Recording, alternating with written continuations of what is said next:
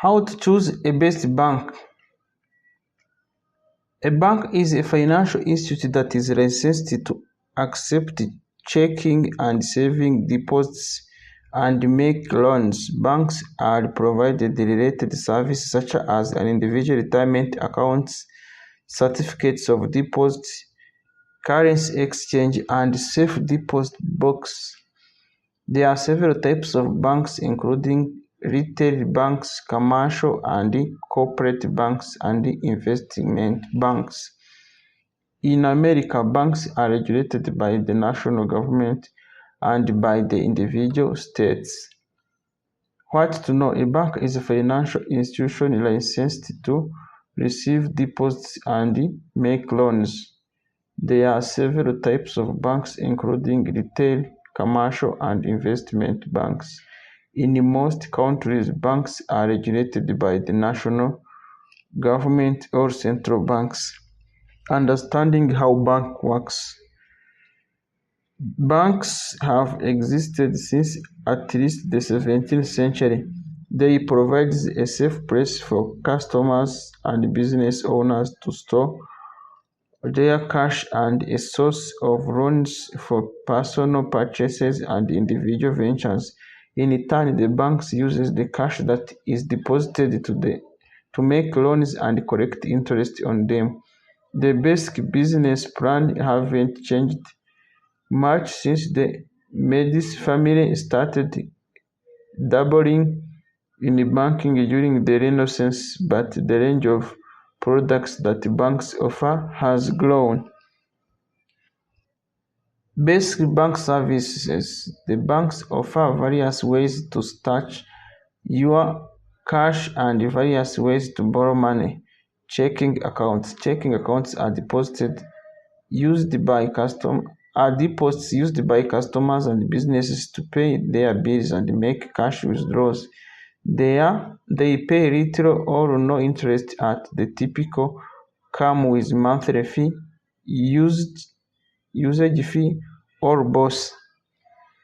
Today's customers generally have their paychecks and any other regular payments automatically deposited in one of these accounts. Saving accounts. Saving accounts pay interest to the depositor. Depending on how long account holders have to keep their money in the bank, they can open a regular saving account that pays a little interest or a certificate of deposit that pays a little more interest. The CD can earn interest for as little as a few months or as long as 5 years or more. It's important to note that the money is checking accounts, saving accounts, and CDs is assured up to a maximum of $250 by federal government through the Federal Deposit Insurance Corporation. Loan services. Banks make loans to consumers and businesses. The cash that is deposited by their customers is lent out to other customers at a higher rate of interest than the depositor is paid. At the highest level, this is the process that keeps the economy humming. People deposit their money in the banks lend the money out in the car loans, credit cards, mortgages, and business loans. The loans recipients spend the money they borrow. The bank earns interest on the loans, and the process keeps money moving through the system. Just like any other business, the goal of a bank is to earn a profit for its owners. For most banks, the owners are their shareholders. Banks do this by charging more interest on the loans and other debts they issue to borrowers than they pay to people who use their savings vehicles. For example, a bank may pay 1% interest on savings account and charge 6% interest for its mortgage loans, earning a gross profit of 5% of its owner. Banks make profit by charging more interest for loans than they pay on saving accounts. brick-and-mortar and online banks. Banks range in size from small community-based institutions to global commercial banks. According to the FDIC, they were just over 4,200 FDIC-insured commercial banks in the United States as of 2021. This number includes national banks, state-chartered banks, commercial banks, and other financial institutions. Traditional banks now offer both brick-and-mortar branch location and online services. Online-only banks began emerging in the early 2010s. Consumers choose a bank based on its interest rate, the fees it charges, and the convenience of its location, among other factors. How are banks regulated? U.S. banks can under intense scrutiny after the global financial crisis of 2008. The regulatory environment for banks was tightened considerably as a result, depending on their business structures.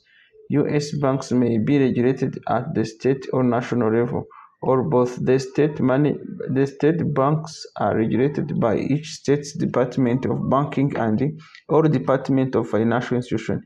This agency is generally responsible for issues such as permitted practices, how much interest a bank can charge, and auditing and inspecting banks. National banks are regulated by the Office of Comptroller of the Currency, OCC. OCC regulates primarily cover bank capital levels, assets quality, and liquidity. As noted above, banks with FDIC insurance are also regulated by the FDIC. Types of banks. Most banks can be categorized as retail, commercial, or corporate, or investment banks.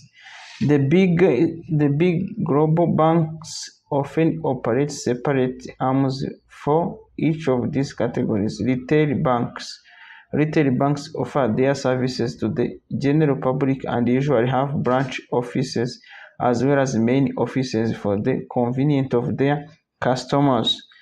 They provide a range of services such as checking and saving accounts, loan and mortgage services, financing for automobiles, and short-term loans such as overdraft protection. Many also offer credit cards.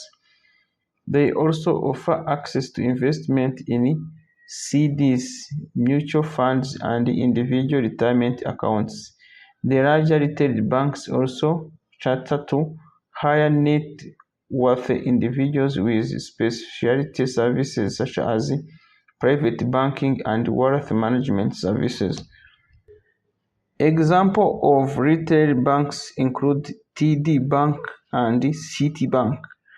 Commercial or corporate banks tailor their services to business clients, from small businesses owner to large corporate entity. Along with day-to-day business banking, these banks also offer credit services, cash management, commercial real estate services, employer services, and trade finance.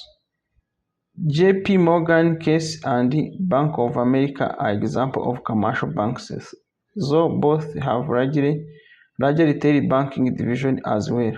Investment banks focus on providing corporate clients with complex services and financial transactions such as underwriting and assisting with merger and acquisition activity. They are primarily financial intermediaries in these transactions.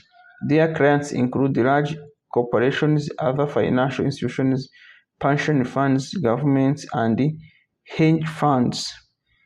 Morgan Stanley and Goldman Sachs are among the biggest U.S. investment banks. Central banks.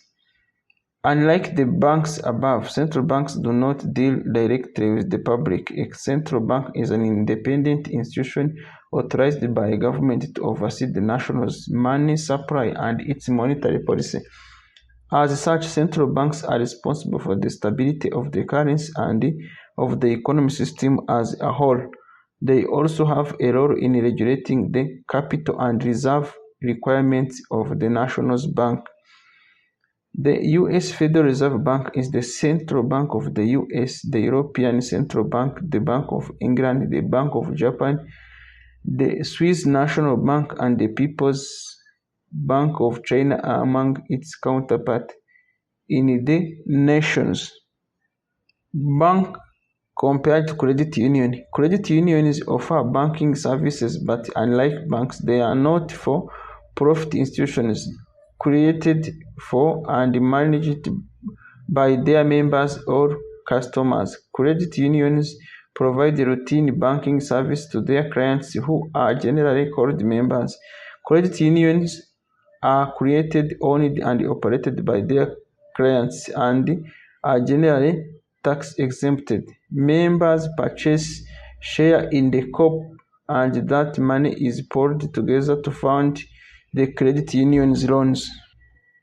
They tend to provide a limited range of services compared to banks. They also have fewer locations and automated teller machines, ATMs.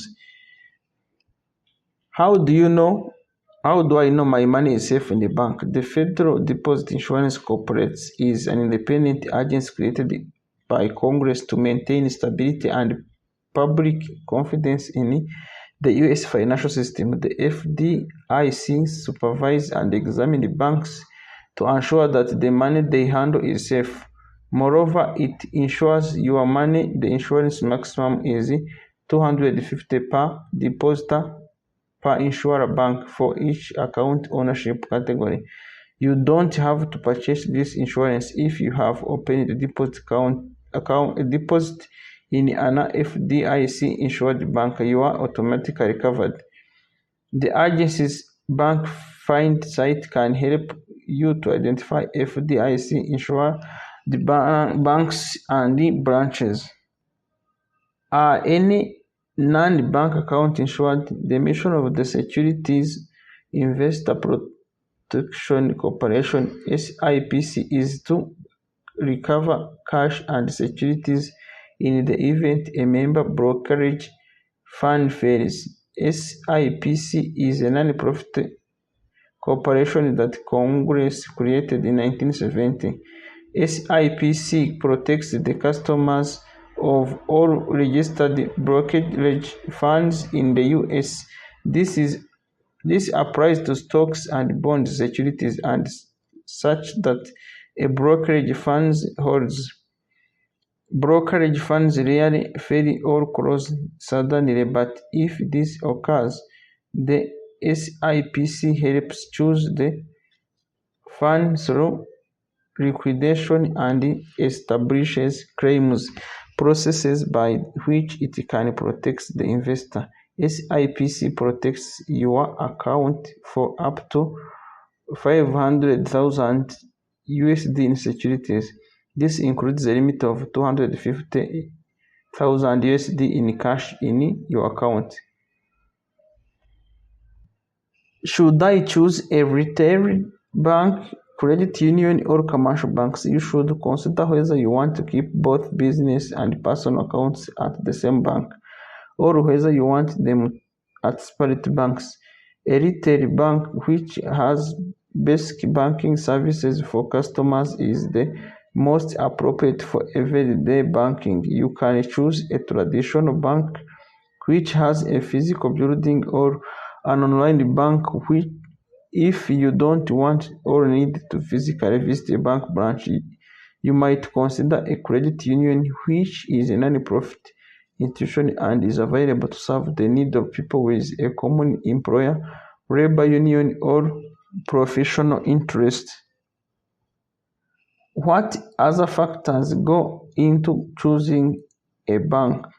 Bank size is another consideration.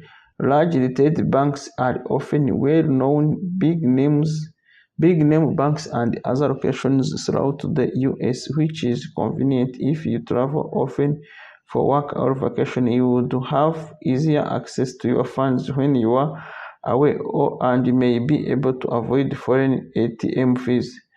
Otherwise, you might find that a smaller bank would offer more personalized customer service and the products you prefer.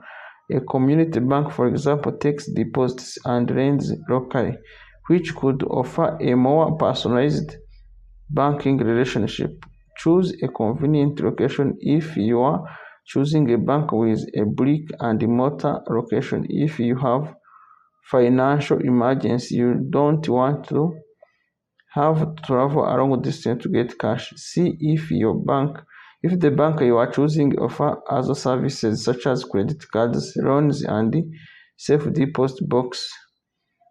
Some banks also offer smartphone apps which can be useful. Check the fees associated with the accounts you want to open. Banks charge interest on loans as well as monthly maintenance fee, overdraft fees, and wire transfer fees. Some larger banks are moving to end overdraft fees in 2022, so that could be an important consideration. As a conclusion, the bottom line, at the very least, a bank is where you stash your cash until you use it to pay the bill or withdraw money. It can also be the place where you get a loan to buy a car or a mortgage to buy a house. If you are running a small business, it might be where you go to borrow money to extend or improve. Before choosing a bank, you should make comparison of various fees and charges that came with your account or any loan you might need. A bit of research and comparison will ensure you find the right fit for safeguarding your money, establishing credit, making payments, applying for loans, receiving funds, and saving money for future needs such as retirement, emergencies, and home buying. Thank you very much and stay with us in everything. Bye.